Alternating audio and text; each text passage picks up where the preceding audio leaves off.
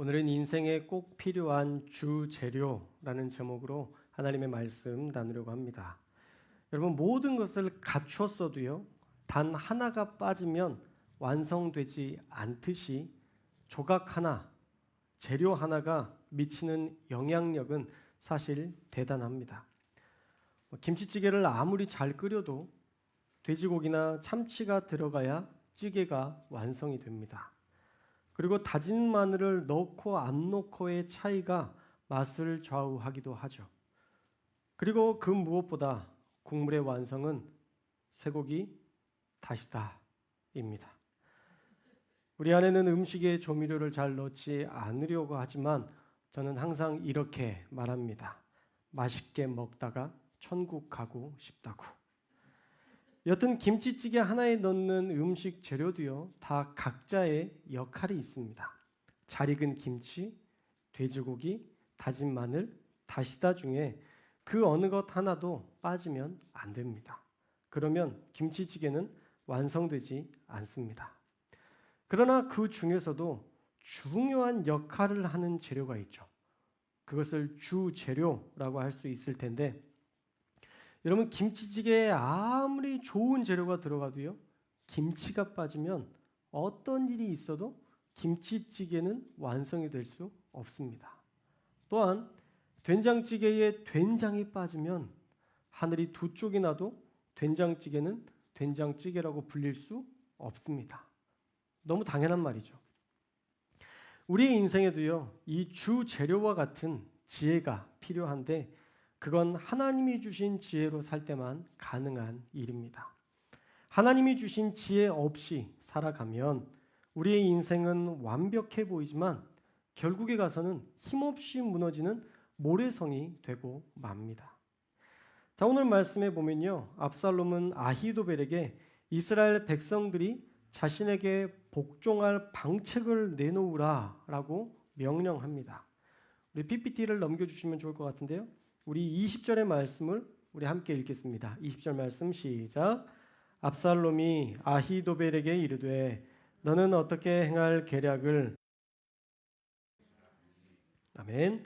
자, 압살롬은요, 이스라엘의 왕이 되려고 했지만 그에게는 아직 지략과 지혜가 부족했습니다. 그래서 압살롬은 아히도벨에게 다윗성을 차지한 뒤에 내가 이제 어떻게 하는 것이 좋겠느냐라고 지혜를 구하고 있습니다. 분명히 다윗과 차이를 보이고 있는데요, 그것은 바로 하나님께 지혜를 구하지 않았다는 거예요. 이스라엘의 왕은 하나님이시고 이스라엘을 다스렸던 왕들은 그 하나님의 뜻대로 세상을 다스려야 한다라는 이 기본 원칙을 준수했어야 했는데, 사실 이 원칙을 사울도 몰랐고요, 지금 압살롬도 모르고 있는 상태입니다. 그러니 압살롬의 권세도 오래가지 않을 것 같은 너무 선명한 확신이 들죠. 여하튼 압살롬의 명령에 아히도벨은 이렇게 묘책을 제시합니다. 우리 21절의 말씀도 함께 읽겠습니다. 21절 말씀 시작. 아히도벨이 압살롬에게 이르되 왕의 아버지가 남겨두어 왕궁을 지키게 한 후궁들과 더불어 동침하소서. 그리하면 왕께서 왕의 아버지가 미워하는 바 됨을 온 이스라엘이 들으리니 왕과 함께 있는. 아멘. 자, 아히도벨이 제시한 이스라엘의 온 백성들이 돌아올 묘책은요, 다윗이 남겨두었던 후궁들과 동침하라는 거예요. 그런데 사실 이 일은 결코 바른 행동 자세가 아니죠. 다윗이 아버지가 아니었어도 문제가 될 일인데 지금 아버지의 후궁들과 동침한다는 것은 가히 심각한 폐륜이며 아버지와는 더 이상 관계가 회복될 수 없는 막장으로 가는 길이었습니다. 21절에서는 아히도벨이 그런 지혜를 선택한 이유에 대해서 분명히 밝히고 있는데요. 첫째로 압살롬 왕이 다윗 왕을 미워한다는 것을 상징적으로 보여줘야 된다라는 것이죠. 상징적으로. 선왕의 후궁을 취하는 일은 더 이상 다윗을 이스라엘의 왕으로 인정하지 않겠다라는 강력한 메시지가 담겨 있습니다. 그러니 이스라엘 전체가 이제 선택의 기로에 놓여 있었던 것이죠. 압살롬을 따를 것인지 다윗을 따를 것인지. 이렇게 고민에 빠진 백성들은 압살롬의 이 행동으로 이제 더 이상 고민하지 않고 다윗을 버리기로 결정할 것입니다. 왜냐하면 그렇게 강력하게 선왕에 대해서 인정하지 않고 있다면, 만약 내가 다윗 편에 있다면 난 죽임당할 수 있구나, 죽임당할 수도 있겠구나라는 생각에 이제는 더 이상 다윗을 따르지 않을 겁니다. 압살롬을 따르지 않으면 모두 엄벌하겠다는 이 상징적인 의미가 이 행동 안에 담겨 있기 때문이죠. 그래서 궁극적으로는 21절에서도 밝히고 있는데, 압살롬과 함께하는 사람들이 더 하나 되는 이 단결력을 증대시키는 역할을 할 것이라고 아히도벨은 조언하고 있습니다. 왕정 시대에는 반역이 일어나면 선왕의 후궁과 동침하는 일들이 종종 있었습니다.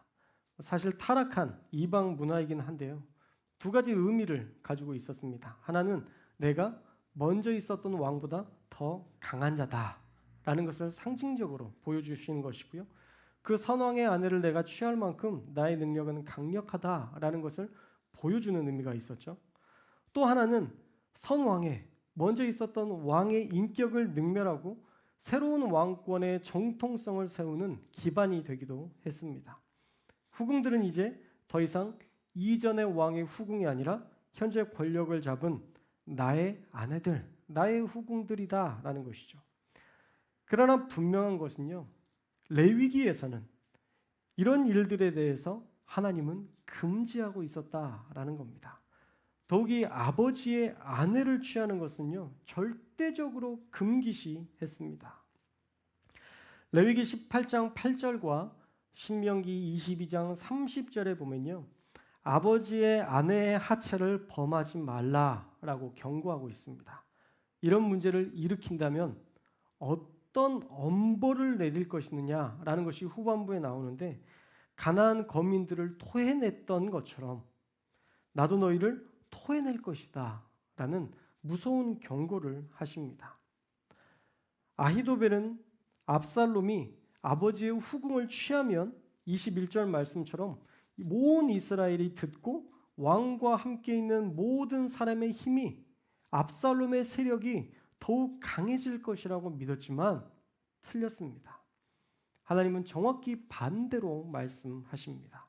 오히려 그렇게 하는 너희를 토해낼 것이다 라고 경고하고 계시죠.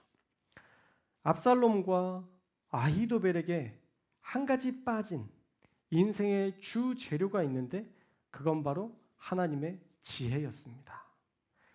부재료는 넘쳐났는데 사람들도 많이 붙었고 능력 있는 사람들도 붙었고 많은 사람들이 붙었지만 주 재료였던, 인생의 주 재료였던 하나님의 지혜가 없으니 이들의 지혜가 빛을 발하지 못했던 것입니다.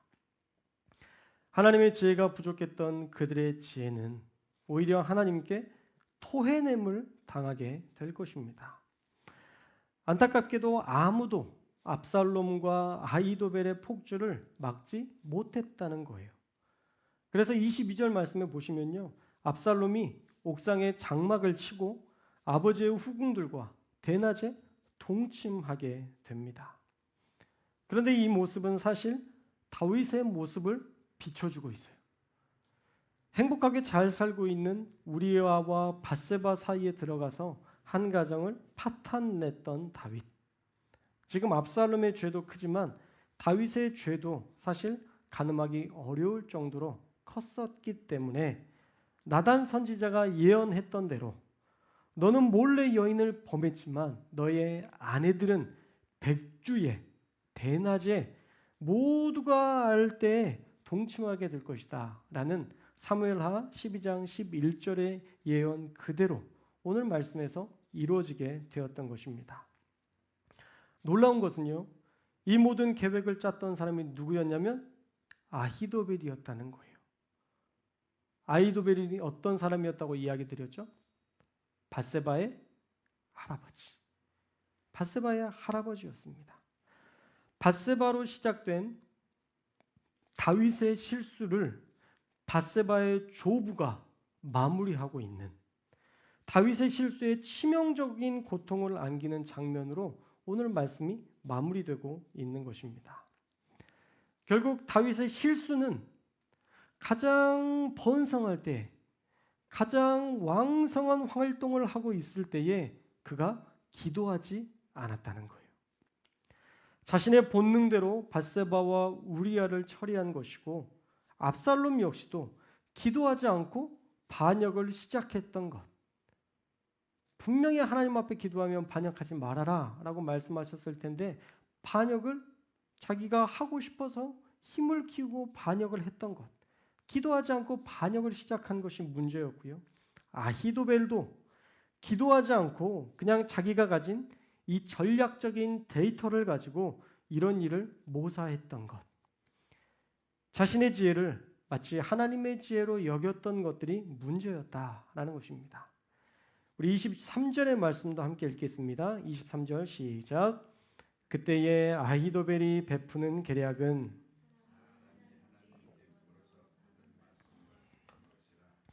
아히도벨의 모든 계략은 다윗에게나 압살롬에게나 그와 같이 여겨졌더라. 아멘.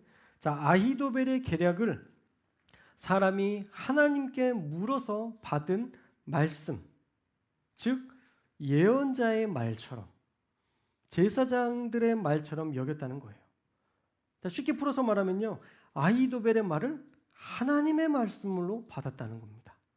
누가요? 그 당시에 다윗과 압살롬 모두가 그랬다라고 오늘 말씀에서 이야기합니다. 우리 여기서 한 번 더 충격을 받게 되는데요, 압살롬이야 그렇다 치지만 사실 다윗마저도 그렇게 생각하면 안 되는데, 다윗마저도 아히도벨의 지략을 하나님의 말씀으로 받게 되었다라는 거예요. 사실 이렇게 된 다윗의 인생을 돌아보면요, 가장 치명적인 실수는 그가 하나님 앞에 기도하지 않았다는 것. 이것이 가장 근본적인 문제입니다. 기도하지 않으니까 하나님의 지혜를 볼 수 없었고 하나님의 지혜를 알 수 없었던 것이죠. 우리 역시도 그렇습니다. 하나님께 기도하지 않고 하나님께 아뢰지 않고 하나님께 묻지 않으면 우리는 흘러가는 대로 생각하다가 결국 넘어지게 됩니다. 눈에 보기에 좋은 일들을 선택했지만 결국에는 그 선택이 틀렸다는 것을 발견하게 되죠. 여러분, 다니엘 기도에 나온 간증자들의 공통점이 뭔가요? 한 가지 똑같은 공통점들이 있는데요, 그 사람들은 항상 하나님 앞에 기도하는 사람이었다는 것을 알 수 있습니다. 많은 어려움이 있었기 때문에 기도하기도 했지만 어려움이 없었어도 하나님을 찾는 모습들을 우리는 발견합니다. 하나님께 늘 기도했어요. 또 하나는요, 하나님의 음성에 민감했다는 것을 알 수 있습니다. 하나님이 말씀하시는 것을 나에게 주신 말씀으로 붙들고 그 말씀대로 순종하는 삶이 있었어요. 그 말씀대로 순종했기 때문에 하나님께서 그의 인생 가운데 놀라운 기적들을 부어주시는 것들을 우리는 말씀을 통해서 계속 은혜 받고 있잖아요. 그런데 잘 생각해 보시면 하나님은 우리에게는 그런 말씀을 주시지 않는 분인가? 다니엘 기도회 정도에 나올 수 있을 만큼의 간증이 있는 사람들에게만 하나님은 말씀하시는 분이냐? 아니라는 거예요. 하나님은 모두에게 말씀하시는 하나님이십니다. 하나님은 저와 여러분에게도 지금 말씀하고 계시고요, 하나님은 저와 여러분에게도 꿈과 비전을 갖고 계십니다. 전 지금 아무것도 안 하고 있는데요, 네, 그래도요. 그래도 하나님은 여러분들을 향해서 꿈꾸고 계십니다. 언젠가 여러분들이 하나님을 위해서 위대한 일을 이룰 것이라는 사실을 믿고 하나님은 기다리고 계시는 거예요. 그런데 문제는 뭐냐? 우리가 기도하지 않고 있다는 것이고요, 우리가 하나님의 음성에 민감하게 반응하지 않고 있다는 거예요. 그냥 해왔던 방식대로 살아가고 있어요. 내가 예전에 했던 그 방식대로 살아가고 있어요. 다니엘 기도에서 보니까 저분들이 저렇게 하니까 나도 저렇게 해볼까라고 그냥 그분들의 인생을 따라가고 있는 거예요. 우리가 날마다 남의 간증을 듣고 나의 하나님을 찾으려고 하는데 여러분, 그거 틀린 거예요. 그들의 삶과 우리의 삶이 같을 수 없기 때문에 우리의 삶에서 그들의 그 간증을 참고만 해야지, 나의 하나님께 나의 삶의 지혜를 묻고 나의 인생에 관하여 진지하게 기도하며 대화하며 그 하나님의 음성을 찾아야지, 남의 간증을 듣고 저렇게 해볼까? 저 사람이 저렇게 하니까 이렇게 해볼까? 그렇게 움직이는 인생이 되어서는 안 된다는 거예요. 그래서 사랑하는 여러분, 직접 하나님께 물어서 하나님이 말씀하신 대로 순종하는 저와 여러분들이 될 수 있기를 주님의 이름으로 축원합니다. 남의 간증과 남의 이야기에 그냥 은혜만 받고 끝나서는 안 돼요. 이번에 추산교회 목사님이 나오시더라고요. 그 시골 교회에서 목회하시고 부흥하시고 놀라운 기적을 맛보았던 그분의 이야기를 듣는데 저에게도 소망이 생기더라고요. 하나님 어떻게 하면 우리도 그렇게 부흥할 수 있을까요? 하나님 어떻게 하면 우리도 저렇게 놀랍게 하나님께서 쓰임받고 하나님이 쓰시는 그런 교회가 될 수 있을까요? 제가 생각해 보니까 우리는 더 조건이 좋아요. 이렇게 많은 아파트가 있는데 전도하지 못한다는 것은 우리 책임입니다. 그분이 그렇잖아요. 눈물로 이야기하셨잖아요. 안 믿는 사람이 많다고 하는데, 점점 어려워진다고 하는데, 지금 학교에 가보면 아이들이 그렇게나 많다. 아파트에 가면 사람들이 그렇게나 많다. 전도하러 안 가니까 없는 거지. 하나님 앞에 그 일들을 향해서 내가 쓰임받기를 소망하고 몸부림치며 살지 않으니까 전도되지 않는 거지. 여전히 많은 사람들이 전도되고 있다라는 건 간증을 하시는데 도전이 되더라고요. 여러분들 각자에게도 하나님이 주신 하나님의 음성이 있기를 주님의 이름으로 축원합니다. 남들의 은혜를 받고 거기서 끝나면 안 되고 지금 나에게 주시는 나의 소망, 나의 하나님의 사명, 내가 죽더라도 가야 할 선물과 같은 그 복음, 내가 어디에 전해야 되는지, 내가 누구에게는 꼭 전하고 죽어야 되는지, 여러분 그런 소망을 가지고 우리가 기도할 수 있어야 된다는 것입니다. 결국 가장 중요한 것은 우리의 기도와 우리의 간증이 있어야 된다는 거예요. 한 주간 기도하셨나요? 오후 예배 때 그런 이야기를 드렸죠. 이번 한 주간 기도해보고 그 기도에 응답되는 역사들 우리가 잘 정리해보자. 저도 몇 가지가 생기고 있습니다. 여러분 또 그런 기도하고 계시죠? 마음을 품고 기도할 때만 역사가 나타나는 거예요. 그래서 벌써 3일이나 남았으니까요. 주일까지 여러분 기도 제목 생각해 보시고 하나님 앞에 기도하셔서 하나님께서 이렇게 간증하셨다라는 것을 오후 예배 때 간증할 수 있는 시간이 되면 좋을 텐데 그러면 안 남을 것 같으니까 제가 하겠습니다. 할렐루야. 걱정 마시고 교회 나오시기 바랍니다. 자, 오늘 우리가 만난 하나님과의 이야기가 있어야 돼요. 사랑하는 여러분, 오늘은요. 한 나라를 세우려는 권세자 압살롬의 지혜에도 주 재료 하나님의 지혜가 빠져 있고 이미 물러난 것만 같은 다윗의 지혜에도 주 재료가 빠져 있고 모두가 하나님의 말씀처럼 여겼던 아히도벨의 지혜에도 주 재료가 빠져 있다는 것을 우리가 살펴봤습니다. 이스라엘은 지금 혼돈에 빠져 있습니다. 그 이유는 인생의 주 재료 하나님의 지혜가 빠져 있기 때문이에요.